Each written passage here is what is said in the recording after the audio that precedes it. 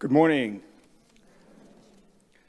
This morning's Thanksgiving Sunday scripture comes from Psalms, chapter 103, verses 1 through 8. Bless the Lord, O my soul, and all that is within me. Bless this holy name. Bless the Lord, O my soul, and do not forget all God's benefits, who forgives all your iniquity, who heals all your diseases, who redeems your life from the pit, who crowns you with steadfast love and mercy, who satisfies you with good as long as you live, so that your youth is renewed like the eagles. The Lord works vindication and justice for all who are oppressed. He made known God's ways to Moses, God's acts to the people of Israel. The Lord is merciful and gracious, slow to anger, and abounding in steadfast love. This is the word of God for the people of God.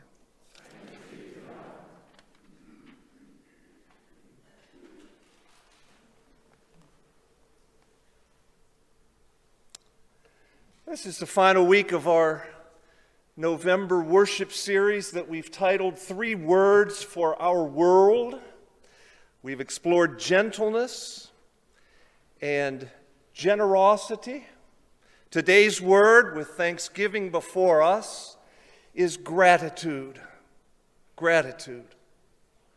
Thinking back to when I was a child in elementary school, and our teacher handed us each a piece of paper, and she gave us the instructions that down the left margin, she said, I want you to write the letters THANKSGIVING. And next to each of those letters, I want you to write something that begins with that letter that you're thankful for. Oh, it was a neat exercise. I don't remember exactly what I did back then, but I'm imagining David Shirey as a 10-year-old saying, for instance, T is for turkey. H is for health, because as far as I was concerned back then, everybody was filled with vim and vigor and was going to live forever. A is for Aunt Joyce. Aunt Joyce and Uncle Jim had Thanksgiving with us every year, along with their 5 children, my cousins. And for a new winter coat, because in far northeast Ohio in late November, it was good to have a new winter coat. K, Kinsman, Ohio, the little village where my grandma and grandpa Shirey lived, where we met every Thanksgiving with my Aunt Joyce and Uncle Jim and my 5 cousins to have Thanksgiving dinner. S is for stuffing. Moist and hot out of the turkey, which I just loved, except for the year that my grandfather went all gourmet on us and put oysters in it. And what self-respecting 10-year-old is going to eat those gray, slimy things? But G is for gravy, which I just ladled on top of that small piece that my mother said, you have to take a bite. And so I put all that good gravy on it and held my nose and swallowed the oyster stuffing down. I is for inside on a cold November day, snug as a bug in a rug. V is for very, as in I'm very full, which my dad would announce every Thanksgiving as he backed away from the table. I, as in I'm very full, I'm uncomfortable. I ate too much. And N as in nap, as in I'm very uncomfortable. I ate too much. I think I'm going to take a nap. And G, for good friends and family. Like my 5 cousins, Susie and Donnie and Scotty and Johnny and Jimbo, who were all squashed around me in age, a few older, a few younger, one the same age, and we just had the greatest time together. That's sort of what I would have done with that assignment when I was 10. I'll let you imagine what you might have written next to the letters Thanksgiving when you were young. And if you're young right now, that's something you can do during worship. Just write Thanksgiving down a sheet and put some words next to those letters. But here's my question. When we grow up, are the things for which we're thankful, do they change? Do they change? Does the list of things for which we're thankful change? My Psalm 103, underneath it in the header, says, of David. And it says, thanksgiving for God's goodness. This was not written by shepherd boy David at 10 years old. This was written by adult David, who was a grown-up, had been around life's block several times, and if you know David's story, had the bruises and the bumps to show for it. And so I'm curious what grown-up David lists as the things for which he's thankful. Bless the Lord, O my soul, and all that is within me. Bless God's holy name. Bless the Lord, O my soul, and forget not all God's benefits. I want to know what those benefits are that adult David thanks God for. For instance, Bob read them to us. Forgiveness.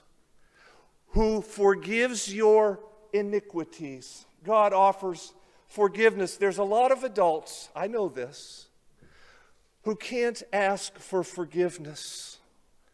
They've never done anything wrong. Or it was somebody else's fault. But someone said once that the 5 hardest words to pronounce in the English language are, I'm sorry, I was wrong. David was able to pronounce those words, and he did, and he was forgiven, and he was grateful.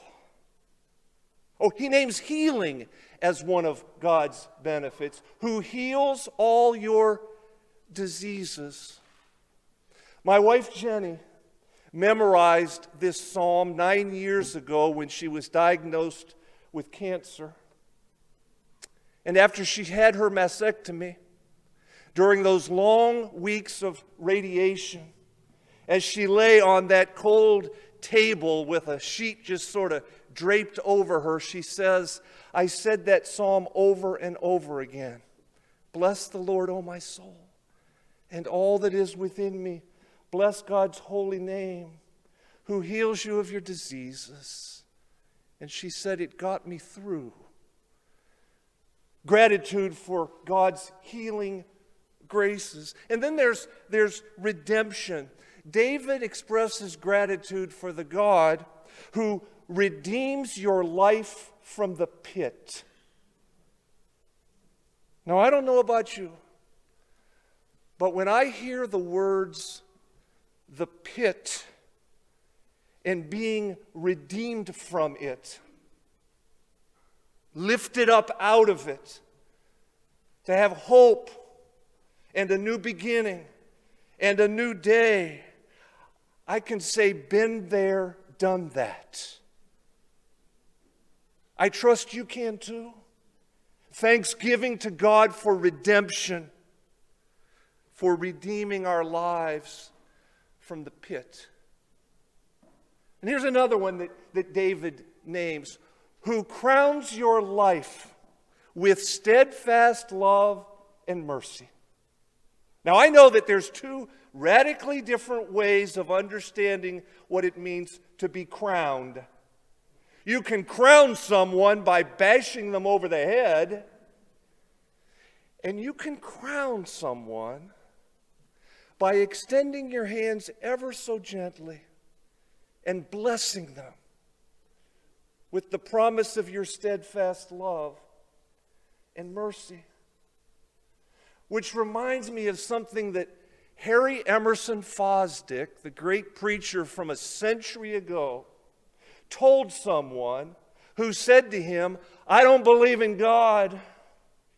And Fosdick says, tell me about the God you don't believe in. I may not believe in that God either. Because there's a lot of people who were taught to believe in a God who's sort of a bad cop in the sky that's just waiting to crown you with shame and punishment. And that's not the God that we believe in Jesus Christ, who wants to crown everybody with steadfast love and mercy. Gratitude for the God who crowns us with love and mercy. And were that not a benefit that's just enough, David continues, who satisfies you with good for as long as you live. Now, Mick Jagger may not be able to get no satisfaction, but if you have followed Jesus Christ long enough, then you've had moments in your life when, if I might borrow a verse from one of David's other psalms, your cup hath runneth over. That's the kind of satisfaction that David is talking about. The God who satisfies you with good for as long as you shall live. You talk about a list of benefits for which to be grateful, forgiveness, and healing, and redemption from the pit, and being crowned with steadfast love and mercy, and being satisfied with goodness for as long as you live. How good is all of that? As Nolly sang, grateful, grateful, truly blessed and duly grateful. Grateful for all of that? Speaking of the word grateful, sung so beautifully, Nolly. Ryan, thank you. Speaking of singing grateful so beautifully, I think it's inarguable that life is lived at its best in the key of G. Gratefully, gratefully. But as you and I know, there are other people in this world whose attitudes and actions come out sounding very different from the key of G. There are people, for instance, whose lives sound like one long, uninterrupted whine. I'm talking about complainers. Woe is meers. People who are never happy, no matter what. And the soundtrack to their life becomes one long, uninterrupted whine. I'll never forget the story that Fred Craddock told years ago, our dear disciple, teacher, and pastor, about when he was a child, growing up dirt poor in West Tennessee, and he contracted malaria. And he was made to stay inside, of course, in his bedroom. And all of his brothers and sisters and the neighbor kids could be playing outside. And there was little Fred, who had to stay inside, sweating, taking quinine, quarantined. And he said, I was starting to complain about my predicament when my dad walked in and said something that I've never forgotten. His dad said, son, there is no way to modulate the human voice to make a whine acceptable.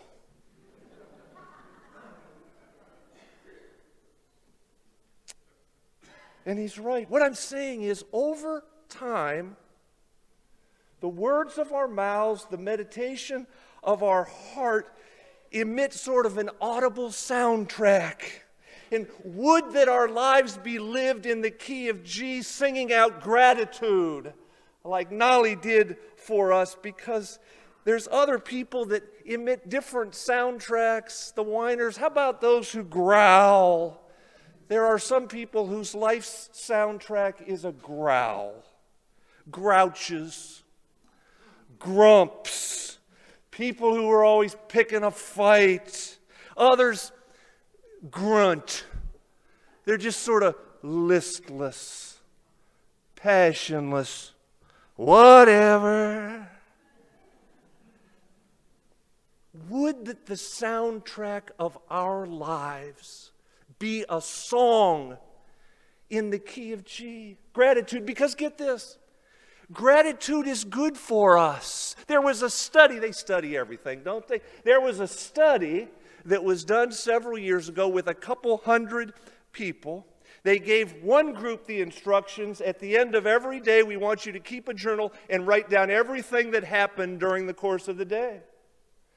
To a second group, they said, at the end of the day, we want you to write down everything that happened that was not good, that was bothersome, that was frustrating, that was aggravating. And to the third group, at the end of every day, write down things for which you're grateful. And get this, at the end of just 3 weeks, those who were in the group that kept the gratitude list, quote, showed higher levels of alertness, enthusiasm, determination, and less stress. They also felt more loved and were more inclined toward acts of kindness, close quote. Which goes to show you that an attitude of gratitude is good for the soul, but whining and growling and grunting aren't good for anybody. Gratitude is vitamin G. Speaking of gratitude, every Thanksgiving I give thanks for a dear friend and colleague, Reverend Mike McGarvey. When I was serving at church in Columbus, Indiana, the district disciple pastors got together on the second Tuesday of every month at a Cracker Barrel that was in an outlet mall north of Columbus.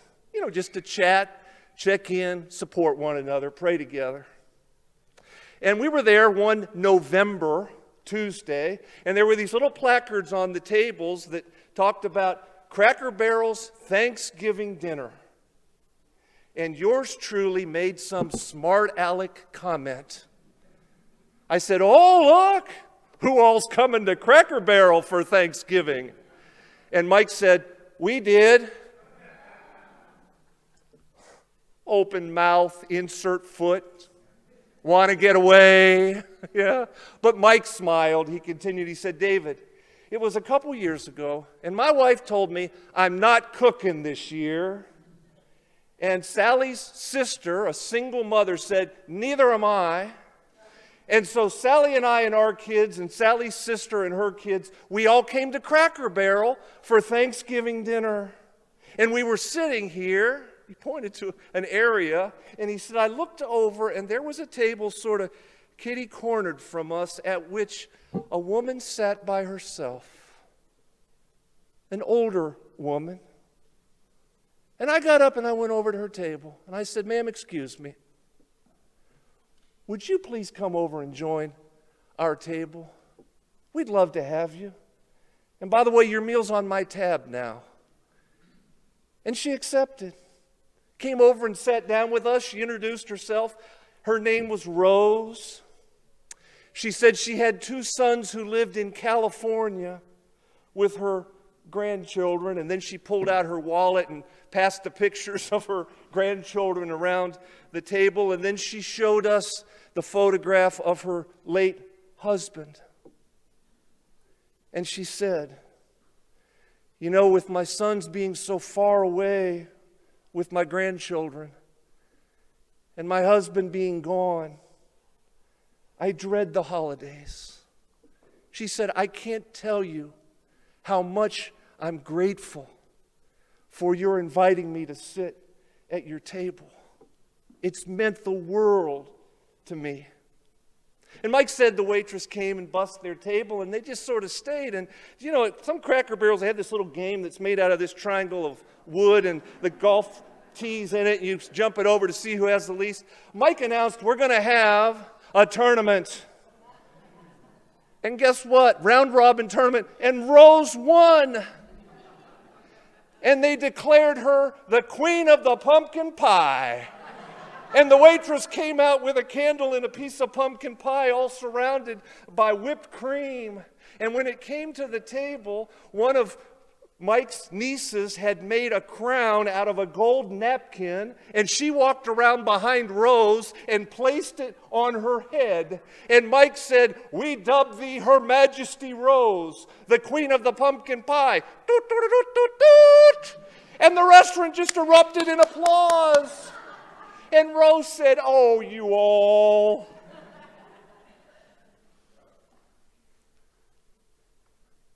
My buddy Mike's gone. Brain tumor.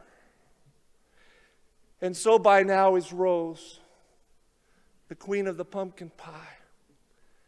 And so is my Aunt Joyce, and my Uncle Jim, and my dad, and my mom, and my grandparents, and two of my cousins, Donnie and Scotty, both of whom died tragically, untimely, which would bring me down if I let it. But it dawned on me this week that when I was little, I thought Thanksgiving was for what I had. But as I've gotten older, I realize Thanksgiving is for who has me. You see, if it's what we have that spells Thanksgiving for us, then there's going to be seasons of our lives when we don't have those things. We won't have the A for Aunt Joyce, or the K for kinsman, or the I and the V for I'm very full, I'm uncomfortably full. We won't have all the G's that are our good friends and family. And if you don't have those letters and you think Thanksgiving is for what you have, you won't be able to spell Thanksgiving. But if it's who has us that spells Thanksgiving, then there is always, everybody, always reason for gratitude, because Jesus promises, "I am with you always, even to the close of the age." And Paul says, faith, hope, and love abide, these three. And he tells the Romans, "I'm convinced there's nothing, neither things present nor things to come, nor life nor death, nor principalities and powers, nor anything in all creation that can separate us from the love of God that we have known in Jesus Christ." Knowing that, I choose to be grateful. Won't you join me? Toot, toot, toot, toot, toot. Let all God's grateful people say.